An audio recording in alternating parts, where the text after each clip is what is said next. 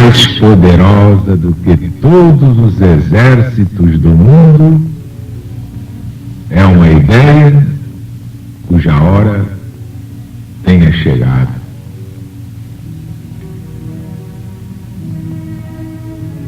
E este pensamento de Victor Hugo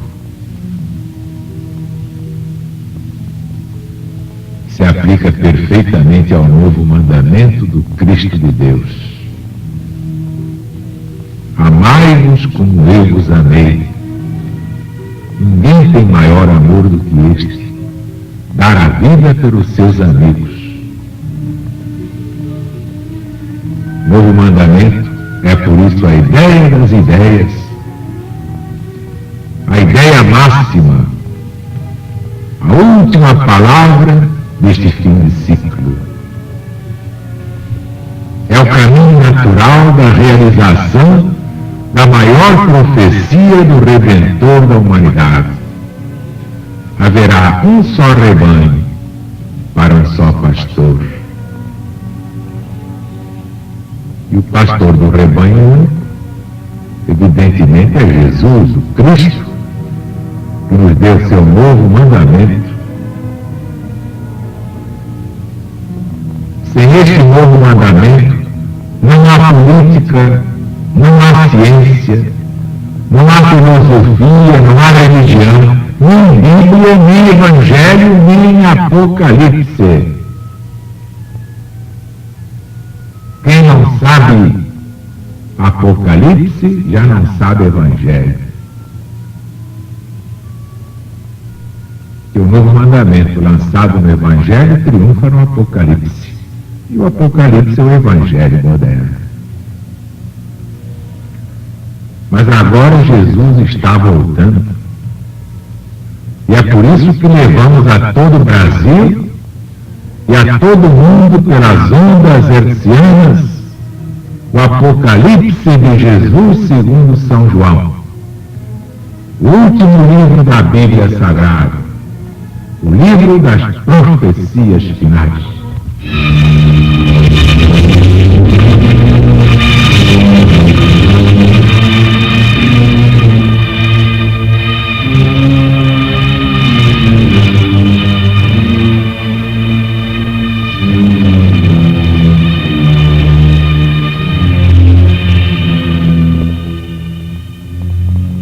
E o quinto anjo tocou a trombeta.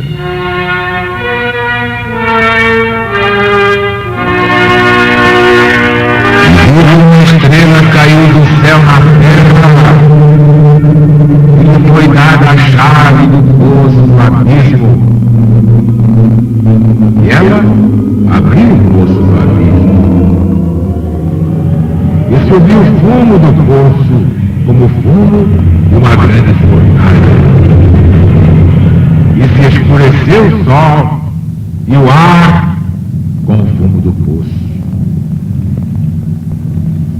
Do fumo do poço saíram gafanhotos para a terra e lhe foi dado o poder, como tem poder os escorpiões, e lhes foi mandado que não fizessem dano à erva da terra, nem a verdura alguma, nem a árvore alguma,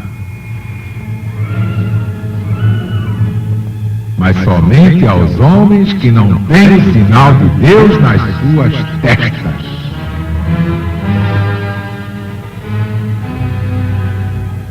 E lhes foi concedido não que os matassem, mas que os atormentassem durante 5 meses. E o seu tormento é como o tormento do escorpião quando fere o homem. Naqueles dias, os homens buscarão a morte e não acharão a morte. Eles desejarão morrer e a morte fugirá deles. E as figuras dos gafanhotos eram parecidas aos cavalos aparelhados para a batalha. Sobre as suas cabeças tinham coroas semelhantes a ouro,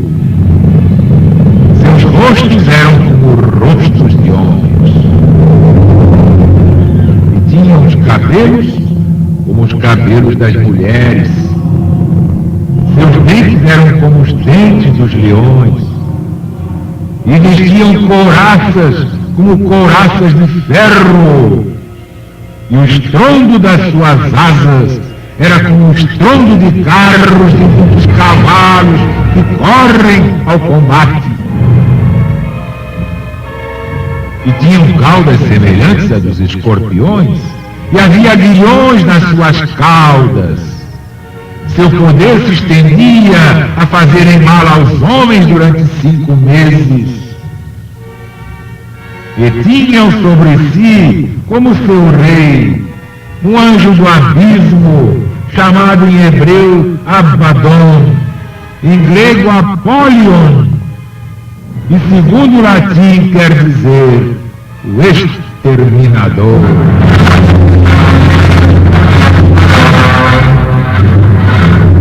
O primeiro ai já passou, e eis que se seguem novas desgraças.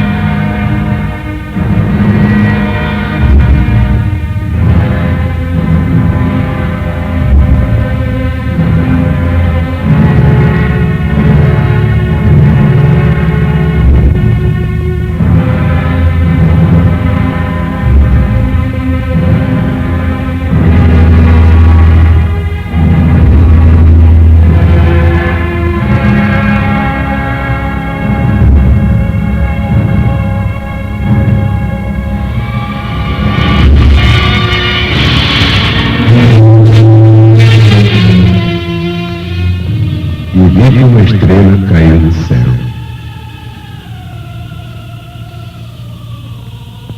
Esta segunda estrela foi Teodoro de Bizâncio, homem sábio, reconhecido como tal, muito instruído nas artes da Grécia, e quem o proclama é Epifânio. Esse Teodoro de Bizâncio, sendo preso pela fé com outros muitos cristãos, foi o único dos seus companheiros que fraquejou, renegando Jesus, o Cristo.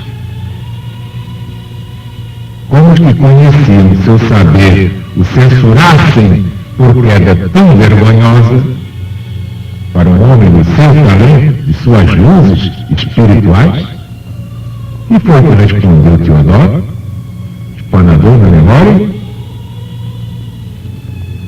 respondeu a eles que se tinha renegado Jesus, não era nenhuma culpa que cobria uma fraqueza. Renegaram o homem, não renegaram a Deus. Isto se deu durante a perseguição de Septímio Severo, do ano de 196. Foi Teodoro de Bizâncio o primeiro heresiarca conhecido entre os cristãos não judeus e renovou o erro capital da impiedade judaica, impiedade que consistiu em não reconhecer Jesus como aquele Messias, como aquele Cristo de Deus prometido desde Moisés, no Velho Testamento. Então esta segunda estrela foi Teodoro de Bizâncio. E depois? E nas outras voltas cíclicas, espanador na memória. Nós vamos lá. E do fundo do poço saíram gafanhotos. A praga de gafanhotos que saíram do fundo do poço para se espalharem sobre a terra são os ímpios que, segundo o erro de Teodoro de Bizâncio, atacaram uns depois dos outros o próprio Cristo de Deus. Veja quem tem olhos de ver. Gafanhotos místicos, a quem falta vocação religiosa, ou apostólica, ou espiritual. Bem como dos gafanhotos naturais, não se conhece a geração. Por quê? Porque se formam da podridão da terra. Gafanhotos sem consistência, sem movimento regular de doutrina, falando a mente de Deus neste mundo. Gafanhotos a quem foi dado um poder, como o poder dos escorpiões. O que quer dizer isto? Quer dizer que o seu veneno oculto, um veneno que está na cauda, é um veneno que não aparece logo, mas que se descobre nas consequências. Gafanhotos de singular condição, que deixando intactas as aves, as ervas, todas as árvores, enfim, só fazem mal aos homens, para que se entenda que o dano é todo espiritual. Feito somente àqueles que não têm nas suas testas o sinal de Deus. Isto é, aos que não são verdadeiros cristãos, por lhes faltar uma fé constante até o fim. Gafanhotos, finalmente, que tem por seu rei o anjo do abismo chamado exterminador. Abaddon, Apollyon, Lúcifer, a quem Jesus, no Evangelho, segundo São João, capítulo 8, versículo 44, chama homicida, criminoso homicida desde o princípio. É Satanás como símbolo da inveja criminosa. A inveja come essa gente pior que câncer.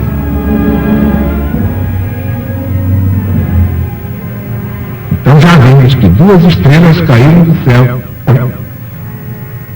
E nas outras voltas cíclicas do Apocalipse, outras estrelas cairão. Estão caindo, estão caindo.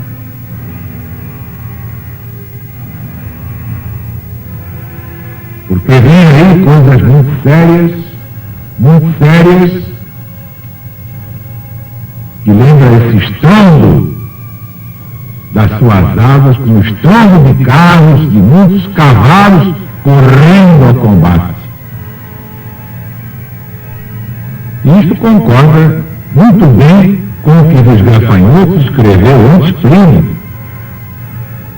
Fazem tão grande estrondo quando voam, que a gente cuida que são outras aves poderosas. Basta ver. Livro 11, capítulo 29, de Plínio. A imagem de João Evangelista está perfeita. E prepara ambiente para aquela outra catástrofe.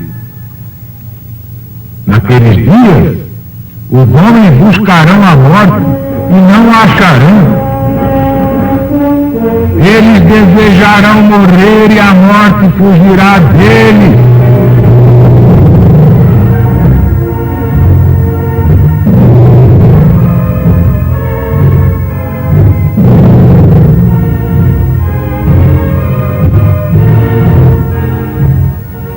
Meus amigos, meus irmãos, quem não souber Apocalipse estará fora da vida, fora da realidade das coisas.